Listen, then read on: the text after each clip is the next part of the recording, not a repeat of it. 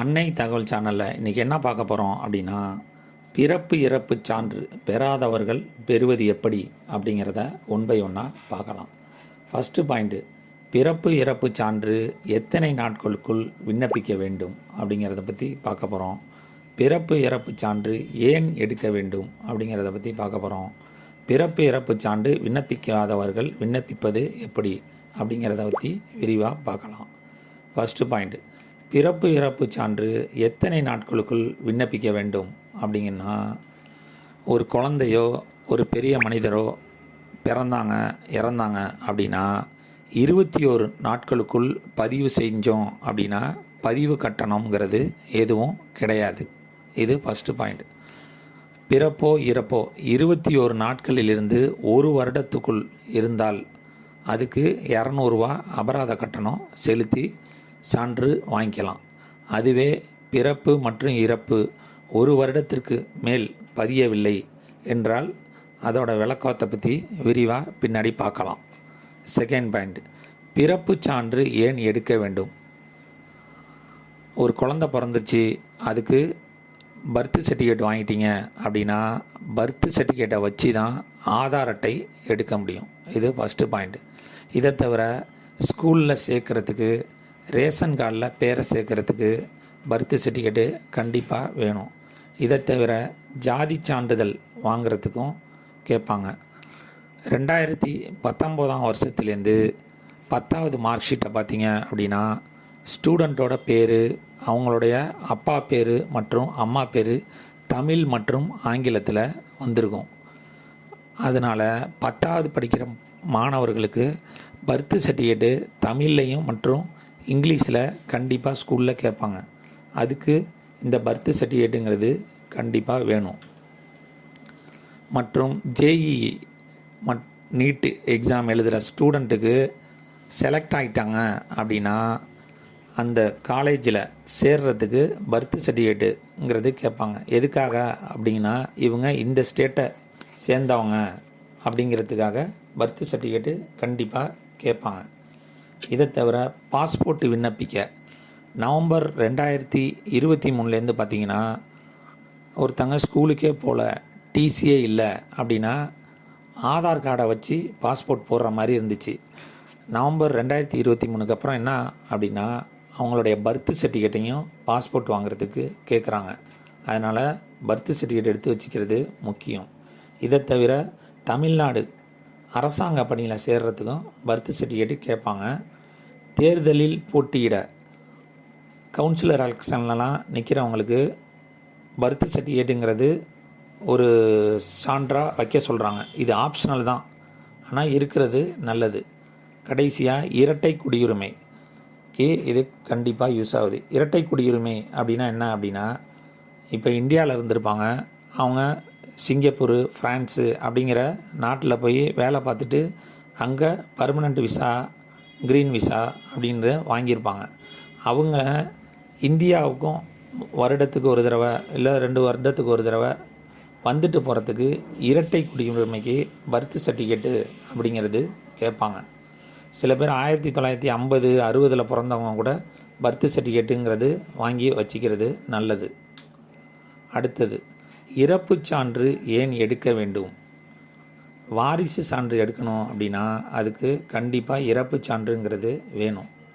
இதை தவிர பட்டா, வீட்டு வரி, ஃபோன் பில்லு, பெயர் மாற்றத்துக்கு இது யூஸ் ஆகுதும். அதை தவிர பத்திரத்தில் இறந்து போனவங்க அவங்களுடைய மகனுக்கோ மகளுக்கோ யாருக்கு பத்திரம் எழுதி வச்சுருந்தாலும் அது பேர் மாற்றுறதுக்கு, ரிஜிஸ்டர் பண்ணுறதுக்கு இந்த இறப்பு சான்றுங்கிறது யூஸ் ஆகும். அதை தவிர அரசாங்க ஊழியர் பணி சலுகைகள் பெற, இப்போ வேலை பார்த்துக்கிட்டு இருக்கவங்க திடீர்னு தவறிட்டாங்க அப்படின்னா அவங்களுடைய பணி சலுகைகள் குடும்பத்துக்கு பெறுறதுக்கு இந்த இறப்பு சான்று பயன்படும். மேலும் குடும்ப ஓய்வூதியம், அவங்க சர்வீஸில் இருந்து இறந்து போயிட்டாங்க, இல்லை சர்வீஸ்லேருந்து பென்ஷன் வாங்கிட்டு இருக்கவங்க இறந்து போயிட்டாங்க அப்படின்னா அவங்களுக்கு குடும்ப ஓய்வூதியம் பெறுறதுக்கு இந்த இறப்பு சான்று கண்டிப்பாக தேவை.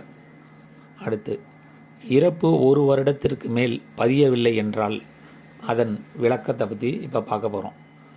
1 வருஷத்துக்கு மேலே ஆயிடுச்சு அப்படின்னா யார் விண்ணப்பிக்கிறாங்களோ விண்ணப்பிப்பவரின் ஆதார் கார்டு, ரேஷன் கார்டு, வாக்காளர் அட்டை அப்படிங்கிறது வேணும். இதை தவிர அவர் வசிக்கிற பகுதியில் இருக்க வார்டு உறுப்பினர் அல்லது கவுன்சிலர் கொடுக்கும் கடிதம். 3வது பாயிண்ட்டு, அவங்க வீட்டுக்கு பக்கத்தில் இருக்க 2 பேரோட ஆதார் கார்டு, இதெல்லாம் எடுத்துக்கணும். இதை தவிர 20 ரூபா பத்திரம், நோட்ரி பப்ளிக், வக்கீல்கிட்ட ஒரு பத்திரம் டைப் அடித்து கொடுப்பாங்க, அதை வாங்கிக்கணும். கடைசியாக, இறந்தவர் இந்துவாக இருந்தால் மயானத்தில் அடக்கம் பண்ணாலோ எரிச்சாலோ ஒரு ரசீது கொடுப்பாங்க, அதை எடுத்துக்கணும். முஸ்லீமாக இருந்தாங்க அப்படின்னா பள்ளிவாசலில் கொடுத்த ரசீது. கிறிஸ்துவராக இருந்தால் சர்ச்சு கல்லறை அலுவலகத்தில் கொடுக்கும் ரசீது, இதை எடுத்துக்கணும். இதெல்லாம் எடுத்துக்கிட்டு என்ன பண்ணணும் அப்படின்னா, நகராட்சி அல்லது மாநகராட்சி அலுவலகத்தில் பதிவில்லா சான்று அப்படின்னு ஒரு அப்ளிகேஷன் ஃபார்ம் வாங்கி அதை ஃபில் பண்ணி அதோட இது எல்லா அட்டாச்மெண்ட்டையும் வைக்கணும். நீங்கள் என்ன அட்டாச்மெண்ட் வைக்கிறீங்களோ அது 2-3 காப்பி ஜெராக்ஸ் எடுத்து வச்சுக்கிறது நல்லது. ஏன்னா இது இந்த ப்ராசஸ் ஆரம்பித்து முடிக்கிறதுக்கு மினிமம் 3 மாதம் ஆகும். ஏன் அப்படின்னா இது வரிசை பிரகாரம் தான் நடக்கும். உங்களுக்கு முன்னாடி யார் யாரெல்லாம் கொடுத்துருக்காங்களோ அந்த ப்ராசஸ் முடிஞ்சதுக்கு அப்புறம் தான் இந்த ப்ராசஸ் ரெகுலரில் வரும். அதனால் என்னென்ன அட்டாச்மெண்ட் ரெடி பண்ணி வச்சுக்கிங்களோ அது 3-4 செட்டு ஜெராக்ஸ் எடுத்து வச்சுக்கிறது நல்லது. இப்போ நகராட்சியில் பதிவில்லா சான்று அப்படிங்கிறது அப்ளை பண்ணியிருக்கீங்க.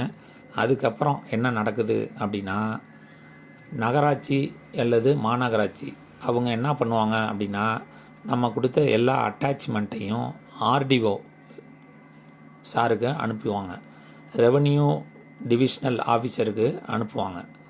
அவர் என்ன பண்ணுவார் அப்படின்னா தாசில்தார் ஆஃபீஸுக்கு அனுப்புவார். தாசில்தார் என்ன பண்ணுவார் அப்படின்னா ஆர்ஐ அலுவலகத்துக்கு அனுப்புவாங்க. ஆர்ஐ சார் என்ன பண்ணுவார் அப்படின்னா விஏஓ சாருக்கு அனுப்புவார். விஏஓ வில்லேஜ் அட்மினிஸ்ட்ரேட்டிவ் ஆஃபீஸர் என்ன அப்படின்னா கள ஆய்வு, அவங்க இறந்து போனவங்க வீட்டுக்கு நேரடியாக போய் பக்கத்தில் இருக்கிறவங்கள்ட்ட கேட்பார். இது மாதிரி 1 வருஷத்துக்கு முன்னாடி இல்லை பல ஆண்டுகளுக்கு முன்னாடி எந்த வருஷம் இறந்து போனாங்களோ அவங்க இருந்தாங்களா, அவங்க இருந்தது உண்மைதானா அப்படிங்கிறத கள ஆய்வு மேற்கொண்டு ஒரு லெட்ரு ரெடி பண்ணி ஆர்ஐக்கு அனுப்புவார். ஆர்ஐ தாசில்தாருக்கு அனுப்புவார். தாசில்தார் ஆர்டிஓக்கு அனுப்புவார். அந்த ஆர்டிஓ கொடுக்குற ஃபைனல் அப்ளிகேஷன் ஃபார்ம் நகராட்சிக்கு வந்துடும். அந்த நகராட்சிக்கு வந்தோடனே தான் நமக்கு ஃபோன் பண்ணி வாங்கிக்கோங்க அப்படின்னு சொல்லுவாங்க. அதுக்கப்புறம் நம்ம பர்த்து இல்லை டெத்து சர்டிஃபிகேட்டு எது விண்ணப்பிச்சிருக்கோமோ அதை போய் வாங்கணும். அதுக்கு முன்னாடி நியூஸ் பேப்பர்லேயும் நம்ம அட்வர்டைஸ்மெண்ட்டு கொடுத்துடணும். இது மாதிரி இந்த தேதியில் இவங்க இறந்து போனாங்க அப்படின்ட்டு கொடுக்கணும். இதுதான் ப்ரொசீஜர். இதை பற்றிய மேலும் சந்தேகம் மற்றும் கருத்து ஏதாவது இருந்துச்சுன்னா கமெண்ட் செக்ஷனில் தெரிவிங்க. இந்த பயனுள்ள வீடியோவை மற்றவருக்கும் பகிருங்கள். நன்றி, வணக்கம்.